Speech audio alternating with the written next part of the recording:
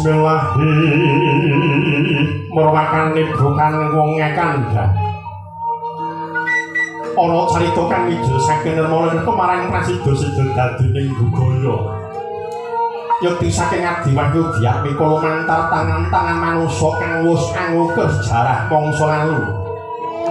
Tubuh punika sinebut Mahakali Agung wayang golek. Ana kayu nika janma manungsa. Kayu wis ngarani nika janma den ing kados blegore manungsa antah. Yaiku jamanira para wali Allah tanah Jawa nggih nyebaraken agama ageming budi luhur. Sinten parang damel wayang golek lenggih swargi Kanjeng Sunan Giri minangka syarat dakwah agama Islam wonten laut dan pulau tanah Jawi. Awit nalika semana wong Jawa isih padha ngrasa agama Buddha lan Hindu. Nalika semana Kanjeng Sunan Giri wayang golek blegore padha karo manungsa. Mustaka tangan kekalih miwah jangkep sak samparaning pisan. Bringsal dipun babar wonten ing Masjid Agung Demak. Kanjeng Sunan diajaran sak piranganing wali ora cocok amargi kadakwa musyrik. Awit ing kono mawa roh. Kanjeng Sunan Kalijaga minangka dadi pangutuping wali. Wong jatuh menawi inggih golek yasanipun Kanjeng Sunan Giri saged dipun sampurnaken. Muli wayang golek dipun sampurnaken dening Kanjeng Sunan Kalijaga. Singgih digoweng dikudungi nganggo sarung klawan nyamping.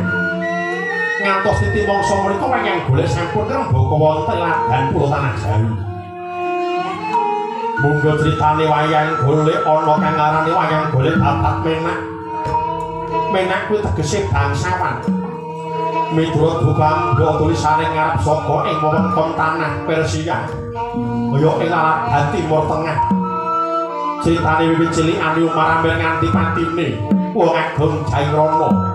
Nganti lair Kanjeng Nabi Muhammad sallallahu alaihi wasallam. Ingkang rembaka wonten ing pesisir kidul laladan Kebumen sak kiwa tengene. Sinebut wayang golek Menak. Wong agung Jairana ya Sayyidina Ambiyah Umar lawan Amir. Iwapan wonten ing pesisir lor tlatah Cirebon Dremayu Tegal ngantos dumugi Batang Pekalongan. Sinebut wayang golek cepak lakone babat dongeng crita kawan sejarah. Tegese wayang golek wajib iwang kuwi sembahyang. Tegese nonton wayang golek wajib lakone sak sembahyang 5 wektu. Madhep mantep kiblating pandhah 17 rakaat lakonana. Sejatine ing surat marang laku kasih wong agung ingkang dilakukan Kanjeng Sunan Kalijaga wali Allah tanah Jawa. Sagota luhur kang wis gelar tumangkaring jasad urip wiwit kutu-kutu alang-alang kang sami rumangkang. Sirta kewan tetuan kang sami kurumbiyan. Pilitut diri sanggang purba jatunggal kang sifat tripurusa trimerdine purusa sifat iku lakune manungsa jati. Ya sang sukma sejati ya sang sukma kawekas ya sang roh suci. Pebuka purwakaning carita. Lan menika mapan wonten ing negari Majapahit. Dasar negara kang jembar jajare kathah ulu pamadune. Turta ayem negarane. Sinten kang asta pusaran ngadil wonten ing negari Majapahit. Yen pendhita wenang kapeparep dewa wenang hawisik sadra wenang kekasih yen to ratu wenang ajejuluk wenang denocap jejuluk ira Sang Prabu Brawijaya ya Sang Brewira Bumi ya Kertabumi ya Raden Angka Wijaya. Dasar Narendra Sekti Mandra tantet pas papak peluning pandhisisan ing Gorendra tanampi tegasing pikir. Mila boten aneh boten mungkal kathah para ratu manca projeng sami ambapa sumiyut dhumateng Sarawati. Nalika samana Sang Prabu Brawijaya nembe sungkuh penggalih awit negari Majapahit ketekan wong saka njaban rangkah saka ing laladan Timur Tengah Persia Palestina, Arab, Gujarat, Iran, lawan India. Tekaning para saudagar saking timur tengah kejaba dagang ana ing wewengkon position. Ugi siar agama Islam wonten ing Majapahit. Prabaning para wali saking timur tengah tinarka yen to bakal ngendhih kawibawan merong kampuh jinggo dan tanpa ratu. Awit samangke sampun wonten perangan kawula Majapahit ing sami ngrasuk agama Islam manut budayaning Wali Songo.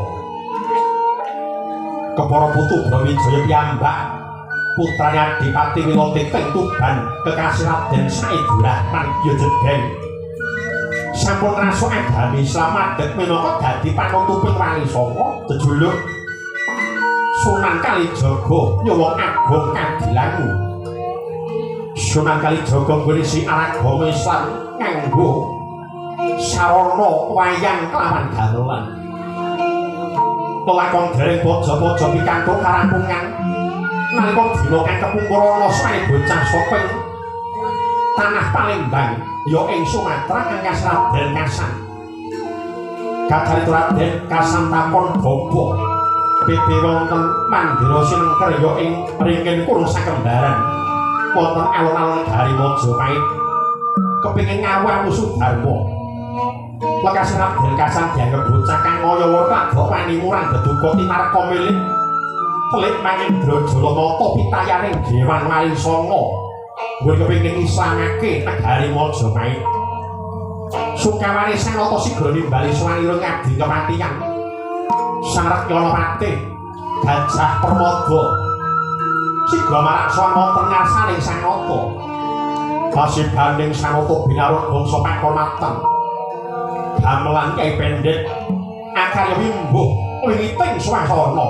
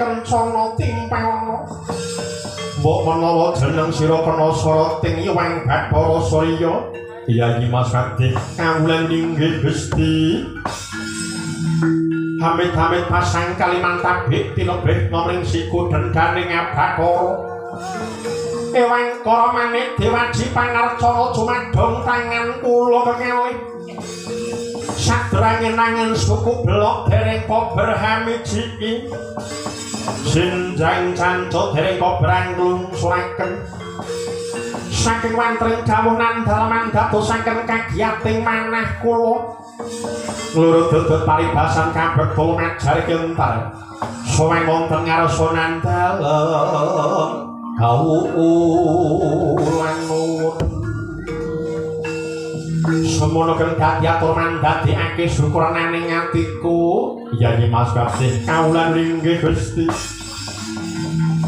ning kena apa siar dewa sentuk kula pasewakan ikuran sebo sinewaka mewepun kakang susunan gandhek mantrian nom bocah panakawan sausap saupamane Yayi Mas Kadhe kawulan inggih Gusti milih kandhang kula pikantuk tiga pasewakan kula boten sebo sinewaka awit lajeng ningali wirangganipun paduka Gusti kula kang sinuwun paduka pikantuk tigang panduran datang kersa seka sinanjung kaya utawi Raden Permana Santo sepi salam ingkang monggo kalih menawa badhe ngersakaken lurut blanteng lengser kalinggihan kadang mantri bupati pundi to ing kagungan kalawanten menapa kula piyambak ingkang anggadhahi kalawanten lepat alit sakit lepat ageng dumugi wejah saya mangga paring kagungan dawuh kawulan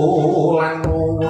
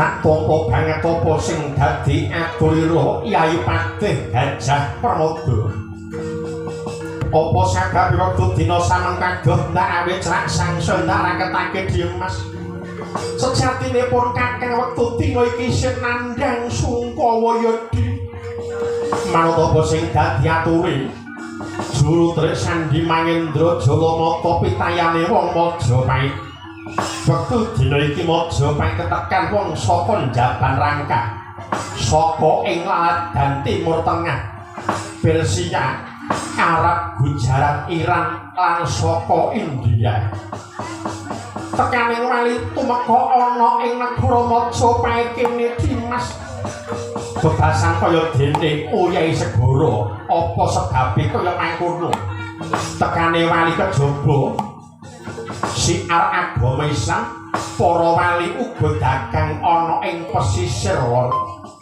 mula kang saka iku kaibaratake wali kaya dene Yayi Segara merga wektu dina iki Majapahit sadurunge Islam sumebar ana ing Majapahit kene wis duwe kapitayan tinggalaning warisaning leluhur ya kuwi agama Buddha lawan Hindu saka pangrasanipun Kakang Dimas iki monggo kinarya ilas-ilas karti sampe kok sanggit kang rungsit nggone para wali bakal njongke kawibawan Ratu Majapahit kapitik dina samengko Dimas ana saperangan kawulaku kang padha ngrasuk agama Islam manut budayaning wong Timur Tengah kelakon iki durung poco-poco entuk pangruatan Dimas putuku Dewi Said Rahman putrane Adipati Wilotikting Tuban uga ngrasuk agama Islam kepara dina iki Said Rahman wis madeg dadi panutuping Wali Songo ajejuluk Sunan Kalijaga ya kadilang melu ngrembakake agama Islam ana ing wewengkon tanah Jawa kene Dimas nganggo sarana gamelan kelawan wayang mula kang saka iku ndadekake saya jipek rasane atiku ing ngatasé tudak turun wong Majapahit kena ngapa melu-melu budayaning para wali lakon durung pojo-pojo jantuk dalan pangruwatan tuk nalika dina kang kepungkur Dimas pun kakang nampa suwane bocah saka ing Kadipaten Palembang ngaku aran Raden Kasang ados sopeng tanah Palembang ya ing Sumatera dhewe kepingin takon Sudarma nglari sapa sejatine wong tuane ing mangko iku dhewe pun kakang dhewe durung ngerti sapa sejatine Kasang Kimang mula kita mula anggap bocah kang kladok mani murang dedukur dhewe munggur kepingin jajal sepira ta jero cetheke kasektene wong Majapahit lan tak rasa yen to kasan pimoro utusaning para wali kontonaning para wali supaya ngislamake ana Majapahit. Mula kang saka iku di mara coba tungkal laku ning kasan kang dina sangko pepe ana pandira sinengker ringin kula sakembaran ana alun-alun Majapahit. Yen to kula dilingake supaya bali menyang asal usule parantene Yai Dimas yen to kasan dina iki beguguk wuta weton aja takon dosa margaki purba sak paringake marang Siadi cilik kudu nampa pakuman gedhene kudu manjing ora pakun jare Dimas wis paken dawuh sinuwun kados sampun terang prawaca dawuh paduka ingkang sinuwun kepareng ngabdi pamit padhal pasilan bidal ditersamangke apa ora ngenteni sinambre antang Dimas bendak dinten saged kawang sulan damel kepanggih sowan sewajing sawuri radana